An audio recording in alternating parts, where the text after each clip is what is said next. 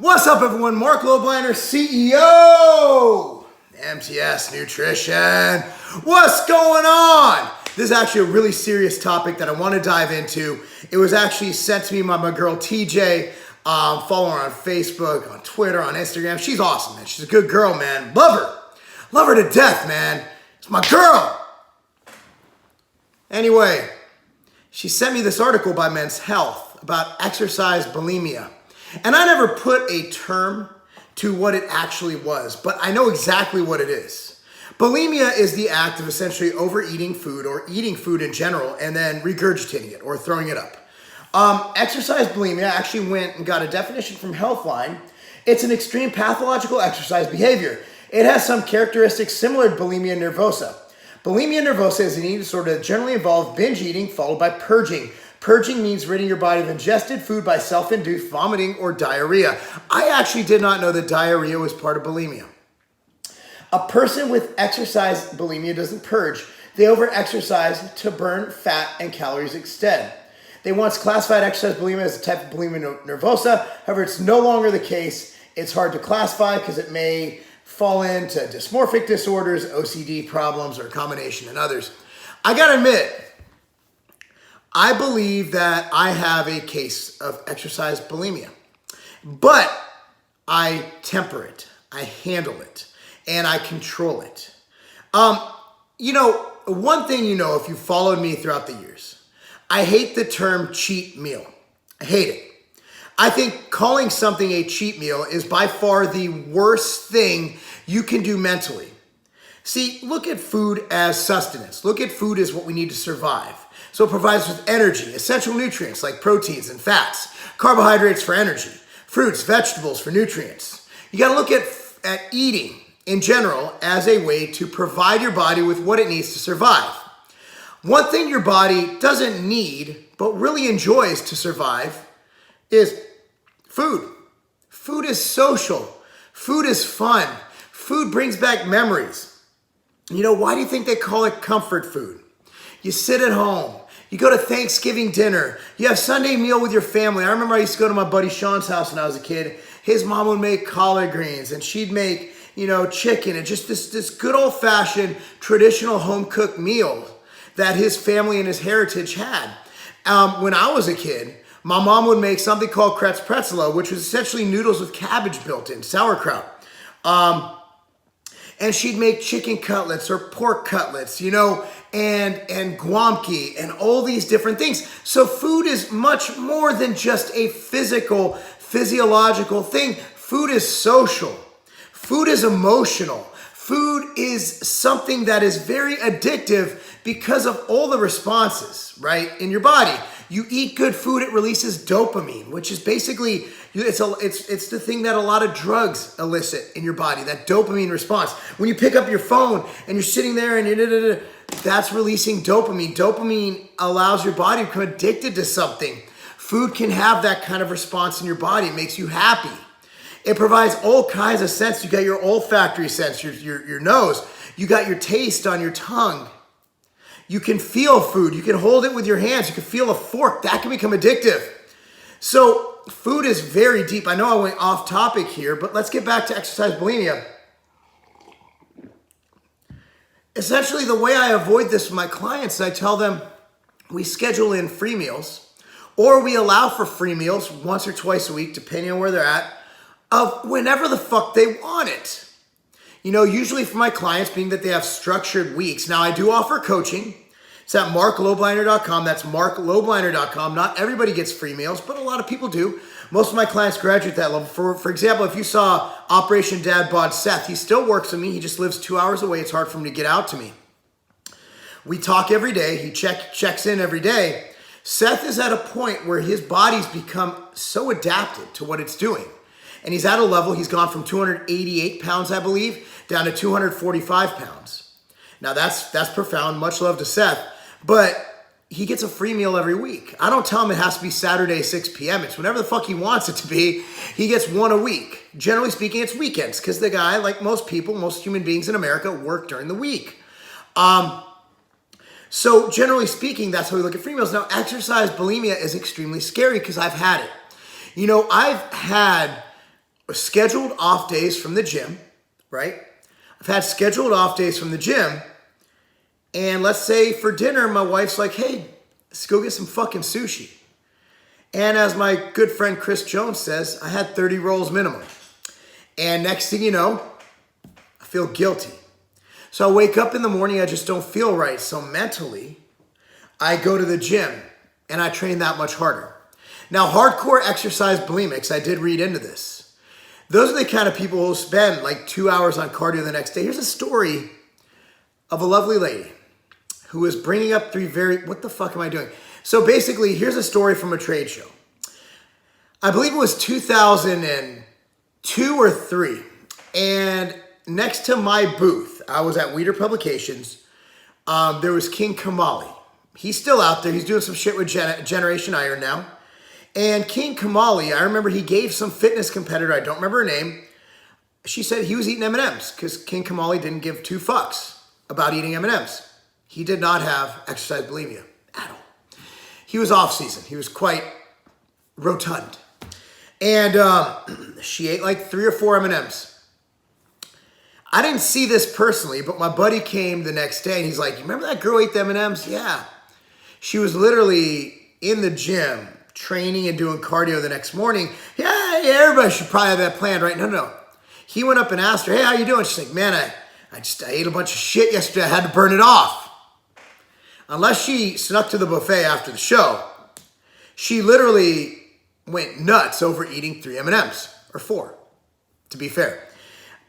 Exercise bulimia is very real. And for those of you like me who have a false, I see my body much worse than I think it is. I'm very hypercritical, and I think that came from years of competing. I was never hypercritical. I was fat in high school, and I didn't really care.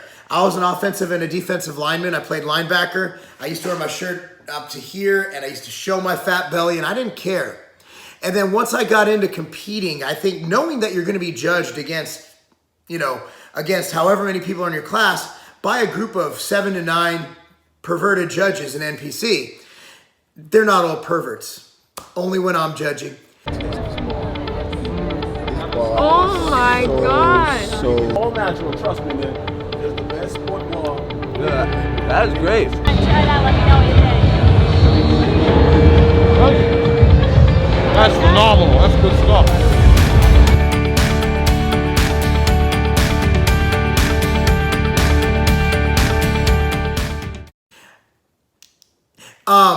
Yes, I am kind of a pervert. You look at yourself and you stop, and that's why I'm in a much better spot. I'm very happy with how I look. And I can literally have a free meal tonight and not have to train tomorrow. But I'll be real, at night, in the morning, I'll be like, I feel like a fat, lazy piece of shit, and I need to go train. I feel like a fat, lazy piece of shit, and after I eat, I'll be real, man. The guilt is real. Like when I eat something, it's a form of orthorexia as well. Orthorexia is avoiding certain foods for a perception of it not being healthy. I used to do that all the time. You'll never see me slip on it. When I was competing, I was extremely strict. And I think it led to me having some severe mental connection issues with food and what's good and what's bad. It's do as I say, not as I do, because I preach the exact opposite to my clients. And I think I'm dealing with it. I don't think I have the issues, but they're there, right? They're there. My kids were babies. They have these little puffs the kids snack on. There's literally 1 calorie per puff. Never tried one. I was competing. Never went off my plan. If it wasn't written down, it wasn't in my mouth, right? Now I'm much better. I don't weigh my food anymore, which I think for me was pivotal, instrumental, because I got to a level where I can maintain this leanness year round and I feel great. But measuring my food for me was a compulsion. And it was basically, once I learned to eyeball my food and I had enough experience, that was great. Snacking on outright bars throughout the day. I do that. Yesterday I ate 7 outright bars because I was hungry. And it fit my macros. Like at my calorie burn, I box twice a week. I usually go on 2 to 3 30-minute walks a day.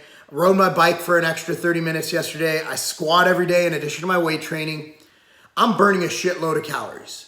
And I never sit at my desk for longer than an hour because I can't focus. I don't know if I have ADD or if I just have a fucking short attention span.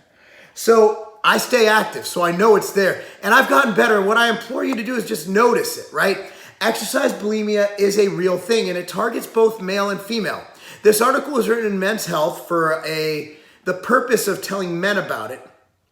But I've honestly seen both genders have the same issue with exercise bulimia. It is real, it is something to be taken seriously, and it is not healthy. Exercise is healthy.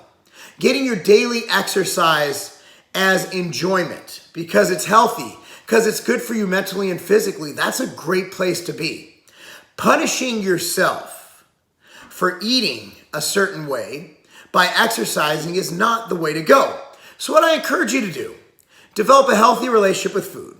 Number one, where you don't feel like you have to punish yourself by over-exercising and potentially injuring yourself because you ate an extra 3 M&Ms. And number two is develop a workout plan that is built around working out, that is mutually exclusive from training. Now hear me out. Fit Day and all those other apps, when you do cardio, it increases your energy needs, right? So it increases your caloric expend. I don't like that.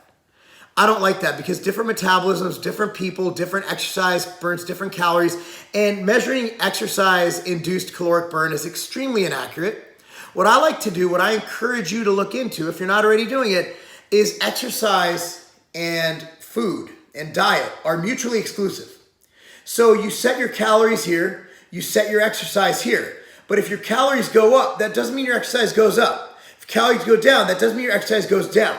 At the end of the day, if you're trying to follow a program, or even if you're like me and you don't measure things, you're gonna even out. Once you start looking at more calories, more exercise, what happens if I go to P.F. Chang's, I eat every fucking fried fucking thing on the menu? Okay, so let's say this is diet, this is exercise. My diet's here. I've already trained for an hour and a half. I gotta train for another 3 hours, right? So don't look at it like that. And also realize your body is not that acute. Like look at it over a week period. So if you overate by 2,000 calories over the course of 7 days, right? That's a little bit more than 3,000, what is that? A little bit less than 300 calories a day. So you can always even it out. That's another thing. Maybe just adjust your diet a little bit. 300 calories is the equivalent of 4 tablespoons of peanut butter or 2 tablespoons of peanut butter, right? It's not a big deal. So all you have to do is just remove that. Maybe put a little less barbecue sauce on your chicken. You can balance it out. The bottom line is exercise bulimia is real. You need to develop a healthy relationship with food. You need to develop a healthy exercise regimen that isn't going to destroy your life or your body. That actually works with you and makes you healthier. And that's what I got. But I definitely have some of this.